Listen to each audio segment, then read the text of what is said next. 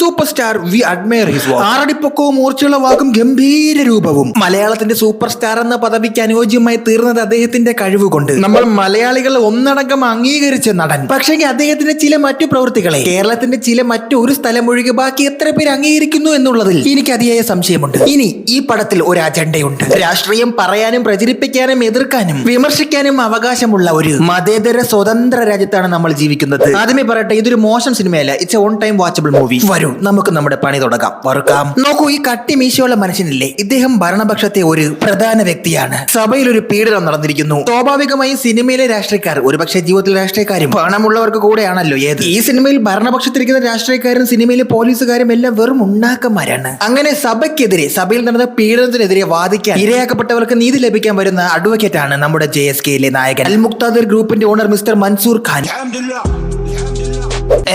അല്ല, സുരേഷ് ഗോപി. അല്ല, പെട്ടെന്നുണ്ടപ്പോ എനിക്ക് അതുപോലെ തോന്നി. ആ ഒരു തൊപ്പി കൂടെ തല വെച്ചാൽ മതി. പക്ഷെ അദ്ദേഹത്തിന്റെ കോടതിയിൽ നിന്നല്ല, വീടിന് വെളിയിൽ പോലും ഇറങ്ങാൻ അമ്മയെന്ന് സഭ അദ്ദേഹത്തിനെതിരെ, സഭയുടെ ആൾക്കാർ അദ്ദേഹത്തിനെതിരെ പ്രതിഷേധത്തിലാണ്. ഈ പ്രശ്നത്തിന്റെ ഇടയ്ക്ക് ഒരു ചൊരപ്പില്ലാതെ ഒരു കിളവൻ ചെന്ന് പോലീസുകാരുടെ ഇടയിൽ കയറി കൊടുക്കും. അവന്മാർ അങ്ങനെ തറയിൽ ചവിട്ടിട്ട് കൊല്ലും. ആ തൊല്ല ചെന്ന് വീഴുന്നതോ നമ്മൾ ആസിഫലിയുടെ അനിയന്റെ തലയിൽ. അപ്പോഴാണ് അവിടേക്ക് നമ്മുടെ നായിക ജാനകി കടന്നു വരുന്നത്. മോഹൻലിസിപ്പെട്ട് വീഴുന്നു. ന്യൂസിൽ കണ്ടു അച്ഛൻ മരിച്ചെന്ന്. അതായത് നേരത്തെ ചവിട്ടുകൊണ്ട് മരിച്ചില്ലേ, അത് ഇവളുടെ അച്ഛനാണ്. ഇനി അവിടെ വേറൊരു ട്വിസ്റ്റ് ഉണ്ട്. ഹോസ്പിറ്റലിലാകുന്ന നായികയുടെ അവസ്ഥ എന്താണെന്ന് അറിയാമോ? നായിക പ്രഗ്നന്റ് ആണെന്ന്. ഇതാരാ? അഭിനയത്തിന്റെ അനാഥൻ, ഭാവങ്ങളുടെ ഗുണ്ട. ഗൈസ്, നിങ്ങൾക്ക് ഒരു സത്യം അറിയോ? ഇവന്റെ തലച്ചോറിന്റെ 10% അഭിനയത്തിന്റെ 50% മാത്രമേ ഇതുവരെ ഉപയോഗിച്ചിട്ടുള്ളൂ. വളരെ സമയം കൊടുത്ത് അവൻ ബാക്കിയും കൂടെ കാണിച്ചു തരും. Okay, yes, back to reality. ഇതാണ് ജാനകിയുടെ രണ്ട് ബന്ധുക്കൾ. പടത്തിൽ വലിയ കാര്യമൊന്നുമില്ല. ഈ ജാനകി ഉണ്ടല്ലോ, ജാനകി പ്രഗ്നന്റ് മാത്രമല്ല, she was being brutally raped. ഈ ഇടതുവശത്തിരിക്കുന്ന പോലീസുകാരനില്ലേ, പുള്ളി ഒരു ചതിയനാണ്. സുരേഷിനെ പലരും പല രീതിയിൽ പ്രലോഭിപ്പിച്ച് സഭയ്ക്കെതിരെയുള്ള കേസിൽ നിന്ന് പിന്മാറ്റാൻ ശ്രമിക്കുന്നുണ്ടെങ്കിലും മൈലണ തേച്ചാലും വഴങ്ങാത്ത സ്വഭാവക്കാരാണ് അദ്ദേഹം, കർക്കശക്കാരൻ. അതിനാൽ തന്നെ പുള്ളി എല്ലാവർക്കും ചെറിയൊരു ഭയവുമുണ്ട്. നമ്മുടെ പ്രമുഖൻ വീണ്ടും അദ്ദേഹത്തെ വിളിക്കുന്നു. ആഴ്ചത്തോറും 1.5 മണിക്കൂർ ഒറ്റ നിപ്പിന്ന് കുർബാന ചൊല്ലിക്കൊടുക്കുന്ന സഭയിലെ നേതാക്കന്മാരോട് അവർക്കൊരു സ്മരണയൊക്കെ വേണ്ടെന്ന്. അതുമാത്രം 2 ഇംഗ്ലീഷിലെ ഡയലോഗ് ഒന്ന്. ആരോടാ ഇംഗ്ലീഷ് പറഞ്ഞ? സുരേഷ് ഏട്ടനോടാ. നോക്കിക്കോ. ഈ പടം കണ്ടപ്പോ എനിക്ക് തോന്നിപ്പോയി, കേരള സർക്കാരിനെ പറ്റുന്നിടത്ത് എല്ലാം ഇവര് വിമർശിക്കുന്നുണ്ട്. വിമർശിച്ചോട്ടെ, എമ്പുരാന് മാത്രം പോരല്ലോ വിമർശനം. ഇനി ആരാണ് ജാനകി? ജാനകി ബാംഗ്ലൂരിൽ അടിച്ചു പൊളിക്കുന്ന ഒരു IT കാരിയാണ്. എന്താണ് ഈ ജാനകി സംഭവിച്ചത്? ഒരു ദിവസം തന്റെ കൂട്ടുകാരികളെ കൊണ്ട് നാട്ടിൽ വരുമ്പോൾ ഒരു ഉത്സവത്തിനിടയിൽ വെച്ച് ഒരു ബേക്കറിയിൽ കയറി പപ്സും വെള്ളവും ഞണ്ടും. ആ നാട്ടിലെ കുറിച്ച് അനാഥരും ഗുണ്ടകളുമായ ചെറുപ്പക്കാർ അവരോട് അപമര്യാദയിൽ പെരുമാറാൻ ശ്രമിക്കുന്നുണ്ട്. ഇനി അവരായിരിക്കുമോ ഇവളെ ബ്രൂട്ടലി ഉപദ്രവിച്ചത്? നോക്കൂ, സിനിമയുടെ ഈ ഭാഗങ്ങളെല്ലാം വളരെ മനോഹരമാണ്. അനുപമ വളരെ നന്നായിട്ട് ചെയ്തിട്ടുമുണ്ട്. ബ്രൂട്ടലായി റേപ്പ് ചെയ്യപ്പെടുന്നു, പ്രഗ്നന്റ് ആണെന്ന് അറിയുന്നു, അച്ഛൻ മരിക്കുന്നു. സീനിടയിൽ കോമഡി ആക്കാനായിട്ട് ഇവൻ കയറി വന്നോളും. ഇവന് ഹാസ്യത്തിൽ നല്ല ഭാവിയുണ്ട്. ചുമ്മാ നിന്നാ മതി, ആൾക്കാർ ചിരിച്ചോളും. ശരിക്കും പറഞ്ഞാൽ സിനിമയിൽ ഇവന് അനുഭവമയുള്ള ബന്ധം എന്താണെന്ന് അറിയാമോ? ഒരു റെയിൽവേ സ്റ്റേഷനിൽ വെച്ച് കോൾ ചെയ്യാൻ വേണ്ടി ഫോൺ ചോദിച്ച ബന്ധം. ആ ബന്ധമൊക്കെ ഇതുവരെ എത്തുമെങ്കിൽ ഇന്നിവിടെ പലർക്കും 4-5 പെണ്ടാട്ടിമാരുണ്ടായിരുന്നേ. ഇത് ആസിഫലിയുടെ അനിയന്റെ ഉമ്മയാണ്. അറിയാതെ ഒരു തെറ്റ് ചെയ്തു പോയി. ഈ പണ്ടാരത്തള്ള ഉണ്ടല്ലോ, അവനായിട്ട് ഇളക്കിടാ മാപ്പ് പോയിക്കണം കേട്ടാ നീ സോറി പറഞ്ഞ കേട്ടാ നീ ചെയ്ത തെറ്റായിപ്പോളുടെ മോനെ. അവനായിട്ട് പിരിയിട്ട് ടെൻഷൻ അടിപ്പിച്ച് അവന്റെ കിളിയൊക്കെ പറത്തും. അത് അങ്ങനെ ഒരു തള്ള. ഇത് സിനിമയിലെ ഒരു പോലീസുകാരൻ. ഈ പോലീസുകാരൻ കേരള സ്റ്റേറ്റിനെ മൊത്തം റെപ്രസെന്റ് ചെയ്യുന്ന ആളായിട്ടാണ് എനിക്ക് തോന്നിയത്. ഇദ്ദേഹം ഒരു മൊണ്ണ പോലീസുകാരനാണ് ഈ സിനിമയിൽ. യാതൊരു അടിസ്ഥാനവുമില്ല തെളിവ് കണ്ടുപിടിക്കുക, അത് കൊണ്ടുപോയി വളരെ കോൺഫിഡന്റ് ആയിട്ട് കോടതിയിൽ സമർപ്പിച്ച് ഊക്ക് വാങ്ങിക്കുന്ന ഒരു പോലീസുകാരൻ. ഈ കഥാപാത്രത്തിനെ കേരളത്തിലെ എല്ലാ പോലീസുകാരുമായിട്ട് താരതമ്യം ചെയ്യാമോ? ഇനി എന്താണ് ജാനകിക്ക് അന്നേ ദിവസം സംഭവിച്ചത്? ജാനകി അന്നേ ദിവസം കയറിയ ബേക്കറിയിൽ ഫോൺ വെച്ച് മറക്കും. അത് എടുക്കാൻ രാത്രി തിരിച്ചു വരുമ്പോൾ ഏതോ ഒരുത്തം ക്ലോറോഫോം അടിച്ച് മയക്കിയിട്ടാണ് ഉപദ്രവിച്ചിട്ട് കൊണ്ടിടുന്നത്. അപ്പൊ വണ്ടീനെയും മയക്കേടായി. അതും അവിടുന്ന് കിലോമീറ്റർ മാറിയാണ് കൊണ്ടിടുന്നത്. സ്കൂട്ടി ആരെ ഓടിച്ച്? സ്കൂട്ടി ഓടിക്കുകയാണെങ്കിൽ സ്കൂട്ടിക്ക് പിറകിൽ ബോധമില്ലാത്ത ജാനകി എങ്ങനെ ഇരുന്നു? അപ്പൊ ഒന്നിൽ കൂടുതൽ പേരുണ്ടായിരുന്നു. പക്ഷേ സിനിമയിലെ വില്ലൻ ഒരാളാണ് കേട്ടോ. അപ്പൊ സ്കൂട്ടി എങ്ങനെ അവിടെ എത്തി? വല്ല പെട്ടിയോട്ടോറിഷം വിളിച്ച് അതിന്റെ മുകളിൽ കയറ്റിയിട്ട് കൊണ്ട് വിട്ടതാണോ ഇവിടെ? കഥയിൽ ചോദ്യമില്ല, കണ്ടിന്യൂ. ഈ ആളെ കാണുന്നതിന് മുന്നേ ക്ലോറോഫോം അടിച്ച് മയക്കൊണ്ട് ജാനകിക്ക് ആളെ തിരിച്ചറിയാൻ പറ്റിയിട്ടില്ല. അതാണ് ഈ കേസിലെ ഏറ്റവും വലിയ കുഴപ്പം. എന്തായാലും ബേക്കറിക്കാരെ പേര് പറഞ്ഞല്ലോ, നേരെ അവരെ അങ്ങ് അറസ്റ്റ് ചെയ്യുക. മറ്റേ പരിപാടി ഉണ്ടല്ലോ, കരടിയെ പിടിച്ചിടിച്ചിട്ട് നീ പുലി അല്ലടാന്ന് പറയിപ്പിക്കുന്ന പരിപാടി. അവന്മാരെ കൊണ്ട് അറിഞ്ഞിട്ട് ഒരു നീക്കല്ലേ അത് ചെയ്തെന്ന്. ചെയ്യാത്ത കുറ്റം അവരെങ്ങനെ സമ്മതിക്കും? ഇവൻ ടൗൽ കൊടുത്ത് ഇന്റർവ്യൂ പോണോ? എവിടെ കൊണ്ടുപോയി? ന്യൂസിൽ വർത്താനം പറഞ്ഞ് പാവം ചെറുക്കൻ ചേച്ചി ഒരു ഉസ്തിട്ട് എണിച്ച് പോക്കളായി. ഓ പിന്നെ നീ പോയി കൂട്ടിരിക്കും. നിന്റെ കൂട്ടിവിടെ ആർക്കും എത്തി പോടേ നീ.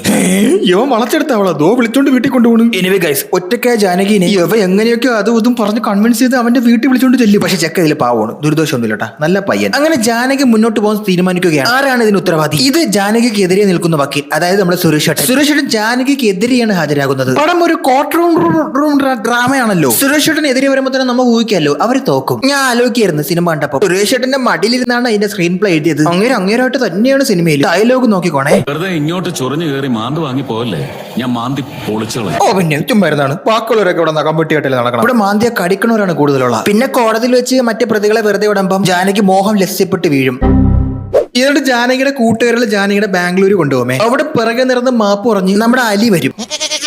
ശേഷം ചേച്ചിയും ചേട്ടനും കൂടി സുരേഷ് ചേട്ടനെ പോയി കണ്ടിട്ട് ജാനകി പാവമാണ്, അവൾ രക്ഷിക്കണമെന്നൊക്കെ പറയും. പിന്നെ ഗൈസ് ഒരു സർപ്രൈസ് ഉണ്ട് കേട്ടോ. ഞങ്ങൾ അനാഥരാണ്, ഗുണ്ടകളല്ല എന്ന ഐക്കോണിക് ഡയലോഗിന് ശേഷം ഇത് അവതരിപ്പിക്കുന്നു. അപ്പൊ സത്യം ചെയ്യുന്ന സ്ഥലമൊന്നും അല്ലേ സാറേ ഈ കോടതി? ഈ ചെറുക്കൻ വെളിയിലൊക്കെ പഠിച്ച് വളർന്ന പയ്യനാണെന്ന് തോന്നുന്നു. ഇവന്റെ മലയാളത്തിൽ എന്തൊരു പ്രശ്നമില്ലേ? ഒരു ഡിക്ഷണറി തുറന്ന് മലർത്തി അവന്റെ മുമ്പിൽ വെച്ചുകൊടു. അത് നോക്കി അവൻ പഠിക്കട്ടെ. സംഭവം അവന്റെ ആക്സന്റിന്റെ കുഴപ്പമാണ്. പാവം എന്ത് ചെയ്യാൻ പറ്റും? അവന്റെ സംസാര ശൈലി അങ്ങനെ ആയിപ്പോയി. പക്ഷെ ഒരു ഹിപ്പോ ആയതുകൊണ്ട് മാത്രം പണം കിട്ടുന്ന നിനക്ക് നന്നായി കൂടെ ഇറക്കാം. ഇനി ഇത് ജാനകിയുടെ ബാംഗ്ലൂരിലെ കാമുകൻ. ഇവൻ ഈ സിനിമയിൽ ഒരു പ്രധാന കണ്ണിയാണ്. അവൻ UK പോവാൻ നിൽക്കുകയാണെന്ന്. അപ്പൊ ശരിയാക്കി തരാം നിന്റെ പോക്കെ. അങ്ങനെ ഇരിക്കും നമ്മുടെ ആസിഫുലിന്റെ അനിയൻ തൊട്ടപ്പുറത്തുള്ള കടയിൽ, അതായത് ഈ സംഭവം നടന്ന കടയിലെ തൊട്ടപ്പുറത്തുള്ള കടയിൽ പോയിട്ട് അവിടുത്തെ CCTV ഫുട്ടേജ് മൊത്തം ശേഖരിക്കും. ഞാൻ ചോദിക്കട്ടെ, പോലീസ് ഒരു ക്രൈം അന്വേഷിക്കുമ്പോൾ ആ പരിസരത്തും ആ കടയിലുമുള്ള CCTV ഫുട്ടേജ് ഒക്കെ ശേഖരിക്കാൻ സാധ്യത കൂടുതലല്ലേ? അല്ല, ലോജിക്കലി ചിന്തിച്ചാൽ ചെയ്യണ്ട. അതെന്താ ഈ പടത്തെ ചെയ്യാത്ത? ആ ഫോർച്യൂണറിന്റെ അലോയ് കൊള്ളാല്ല അല്ലേ? എന്തായാലും ഇവിടെ സുരേഷ് ഗോപി വരുന്നത് പാവപ്പെട്ട സ്ത്രീക്ക് വേണ്ടിയാണ്. നേരത്തെ വായിച്ച സഭയുടെ കേസില്ലേ, അത് തോറ്റി. വലിയ കിടിലോണെന്ന്, പക്ഷെ വലിയ കേസുകളൊക്കെ തോക്കും. എന്നിട്ട് ചെറിയ പെറ്റി കേസിനൊക്കെ വന്ന് സ്റ്റേഷനിൽ ഹാജരായിട്ട് മാസ് അടിച്ചിട്ട് പോകും. സർക്കാർ അംഗീകൃത കോഓപ്പറേറ്റീവ് സൊസൈറ്റിയിലിട്ട കാശല്ലേ നഷ്ടപ്പെട്ടത്? അവിടെയും സർക്കാരിന് ഊക്ക്. സഹകരണ ബാങ്ക് ഇടയ്ക്ക് വെച്ച് പൊട്ടിയതായിരുന്നു. ആ കഥയാണോ ഇത്? അതാണെന്ന് തോന്നിയെങ്കിൽ ആരെങ്കിലും അറിയാന്നുള്ളവരുണ്ടെങ്കിൽ കമന്റ് ബോക്സിൽ പറഞ്ഞു തരണമേ. ആ റേപ്പ് നടന്നു എന്ന് പറഞ്ഞ കടയിലെ കട 10 മണിക്ക് അടച്ചു എന്നാണ് പറഞ്ഞിരുന്നത് സിനിമയിൽ. പക്ഷെ ഇവർ തൊട്ടടുത്തുള്ള കടയുടെ CCTV നോക്കുമ്പോൾ കട അടച്ചു എന്ന് പറയുന്നതിന് ശേഷം കടയിൽ നിന്ന് വെളിച്ചം വരുന്നു, അതായത് കട ഓപ്പൺ ആണെന്ന്. അതവർ കണ്ടെത്തുന്നത് എങ്ങനെയാണെന്ന് അറിയാമോ? റോഡിൽ കെട്ടിക്കിടന്ന് വെള്ളത്തിൽ റിഫ്ലക്ഷൻ കണ്ട്. വല്ലാത്ത ജാതി എഴുത്ത് തന്നെ കേട്ടോ എന്റെ സ്ക്രിപ്റ്റ് റൈറ്ററെ. നോക്കൂ, ദേ ഇതൊരു വിവാഹ സീനാണ്. ഇവിടെ ഈ സിനിമയിൽ ഈ സീൻ എന്തിനാണെന്ന് എനിക്ക് ഇപ്പോഴും മനസ്സിലായിട്ടില്ല. സുരേഷ് ഗോപി വരുന്നു, ഇവൻ ഇങ്ങനെ ചെറഞ്ഞു നോക്കിയിട്ട് പൊക്കിയെടുത്ത് തറയടിക്കും. കാര്യം എന്താണെന്ന് അറിയാമോ? ഇവൻ ചതിയനാണെന്ന്. ഇവൻ ആ സഭക്കെതിരെയുള്ള കേസിൽ സുരേഷിനെ കഴിവാതെ ചതിച്ചെന്ന്. അത് കഴിഞ്ഞ അടുത്ത സീനിൽ ബാംഗ്ലൂർ ചെന്ന് അലി നമ്മളെ ഗുണ്ടകൾ അല്ലേയും കൂടി ജാനകിയുടെ ബോയ് ഫ്രണ്ടിനെ ഇട്ട് ഓടിക്കും. അവനൊരു കാര്യമുണ്ട് ഇതിൽ, അത് ഞാൻ പറഞ്ഞുതരാം.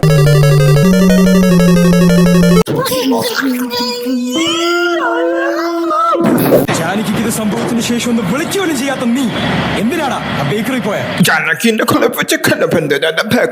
ഇവൻ പ്രോപ്പർ ആയിട്ട് ഒരു ഡയലോഗ് ഒരു സിനിമയിൽ പറയണ ദിവസമുണ്ടല്ലോ, അന്ന് കേരളത്തിലുള്ളവർ മൊത്തം ഒറ്റയടിക്ക് ചാർജ് ആകും. സുരേഷ് ഗോപിയുടെ മകൻ അലിൻ ജോസ് പെരേര എന്ന ഇവന്റെ വിളിപ്പേര് മാറും. ഞങ്ങൾ അനാഥരാണ്, ഫുണ്ടകളല്ല എന്ന ഡയലോഗ് ഒടുങ്ങും. നിർവൃതിയിൽ ദൈവം സിനിമാക്കാരോട് കരുണ കാണിക്കും. മലയാളത്തിൽ ആദ്യത്തെ 1000 കോടി പ്രസവിക്കും. അങ്ങനെ പറയണമെങ്കിൽ ഒരുപാടുണ്ട്. എന്നാലും ഒരു ഡയലോഗ് ഏതെങ്കിലും ഒരു സിനിമയിൽ മര്യാദയ്ക്ക് പറടാ നീ. സുരേഷ് ഏട്ടന്റെ മകൻ ട്രോൾ മെറ്റീരിയൽ ആവുന്നതിൽ എനിക്ക് സങ്കടമുണ്ട്. മാധവ, നിനക്ക് പറ്റൂടാ, നീ പോയി പഠിക്ക്, നീ കഴിവ് തെളിയിക്കും. അവസരം അരി പോലെ കിടന്നിട്ടും കല്ല് മാത്രം പിറക്കി തരുന്ന സ്വഭാവമായി പോയടാ നിനക്ക്. കഴിവില്ലാത്തവരെ ലോകം അംഗീകരിക്കില്ലേ അനിയ? കഴിവുണ്ടാക്കിയെടുക്കാനുള്ള വകതിരിവ് ഉണ്ടാക്കിയെടുത്താൽ മതി. ഇവന്റെ പടത്തിന് പോയി ഒന്ന് കൈയടിക്കണമെന്നാണ് ഇപ്പൊ എന്റെ ഏറ്റവും വലിയ ആഗ്രഹം. സുരേഷ് ഏട്ടൻ ഫീസ് ഒന്നും വാങ്ങുന്നില്ലേ? ചിന്താമണി കൊലക്കേസിൽ ഉണ്ടാക്കിയ കുറെ പണം ഇപ്പോഴും പെട്ടിയിലിരിപ്പുണ്ട്. നമ്മൾ കഥ പറഞ്ഞുകൊണ്ടിരുന്നപ്പോ സിനിമ അങ്ങ് വളർന്ന് പന്തലിച്ച് കേട്ടോ. കുട്ടിയൊക്കെ വലുതായി വയറ്റി കിടന്ന്. ഇനി ജാനകിയുടെ കേസറ്റ് എടുക്കാൻ പോകുന്നത് സുരേഷ് ഏട്ടന്റെ സഹോദരിയാണ്. ഇവൻ ചിരിച്ചോണ്ടിരിക്കണേ. ഫിറോസ് ട്രേസ് ചെയ്യാൻ ശ്രമിക്കുന്നുണ്ട്. എന്തിരി ഫിറോസ് ഒക്കെ ട്രെയിനിൽ കയറിയിരിക്കണമെന്നാ? ഇപ്പോഴാണ് സുരേഷിന്റെ സിനിമയിൽ ഒരു ഡയലോഗ് ഓർമ്മ വരണം. അങ്ങേരെ നെഞ്ചത്തെ കൈവച്ചിട്ട് തല മുകളിലോട്ട് പൊക്കി, മാധവൻ മഹാപാഴ. ഇനി ഇതാണ് സുരേഷ് ഏട്ടന്റെ സഹോദരി. ഞാൻ കൂടുതലൊന്നും പറഞ്ഞിരുന്നില്ല, നിങ്ങൾ പോയി സിനിമ കാണും. പിന്നെ എല്ലാം ഞാൻ പറഞ്ഞിരുന്ന പിന്നെ അത് കൊള്ളാല. പടം OTT അവൈലബിൾ ആണ്, എല്ലാവരും പോയി സിനിമ കാണും. എന്റെ പേഴ്സണൽ അഭിപ്രായത്തിൽ ഞാൻ ഈ പടം തിയേറ്ററിൽ പോയാണ് കണ്ടത്. പടം ഒരു തവണയൊക്കെ കാണാനേ കുഴപ്പമൊന്നുമില്ല. പക്ഷെ അജണ്ട അവീല് പോലെ ഒരു സൈഡിൽ വെച്ചിട്ടുണ്ട്. സോ ഗൈസ്, ഇനി ഞാൻ കാര്യം പറഞ്ഞു തരാം. അതായത് നമ്മുടെ ജാനകിയുടെ എക്സിൽ അവനൊരു കഴപ്പനാണ്. അവന്റെ കൂടെ വർക്ക് ചെയ്യുന്ന ആൾക്കാരുടെ മൊബൈൽ ഒരു സ്പൈ ആപ്പ് അങ്ങ് ഇൻസ്റ്റാൾ ചെയ്യും. ചുമ്മാ അവർ തുണി മാറുന്നതും കുളിക്കുന്നതും കുണുങ്ങുന്നതൊക്കെ ഇവന് വീട്ടിലിരുന്ന് മൊബൈലിൽ കാണാൻ വൃത്തികെട്ടവൻ. അങ്ങനെ അവൻ ജാനകിയുടെ ഫോണിലും ഒരു ആപ്പ് ഇൻസ്റ്റാൾ ചെയ്തിട്ടുണ്ടായിരുന്നു. ജാനകി ഫോൺ എടുക്കാനായിട്ട് തിരിച്ച് കടയിൽ വന്നില്ലേ, ആ സമയം അവിടെ നടന്ന റേപ്പിനിടയിൽ അല്ലെങ്കിൽ അറ്റാക്കിനിടയിൽ വില്ലന്റെ മുഖം ആ ഫോണിനകത്ത് പതിയുന്നു. അതായത് ഇവന്റെ ആപ്പിനകത്ത്. ഇവനത് കണ്ടു. ഇനി ആരാണ് ഈ സിനിമയിലെ ഗോവിന്ദച്ചാമി എന്ന് അറിയാമോ? ആ ബേക്കറിയിൽ വർക്ക് ചെയ്തിരുന്ന ഒരു ബംഗാളി. ഇനി അവനെ പിടിക്കാനായിട്ട് അൽ മുക്താദറിന്റെ മുതലാളി സുരേഷ് ഏട്ടനും മുക്താദറിന്റെ മുതലാളി ഇപ്പൊ അള്ളാന്റെ പേരും പറഞ്ഞ് ആരാ സുന്നത്ത് ചെയ്തോണ്ടിരിക്കുകയാണ്. നാട്ടുകാരെ മൊത്തം പറ്റിച്ച് അവൻ മുങ്ങി പാന്നി.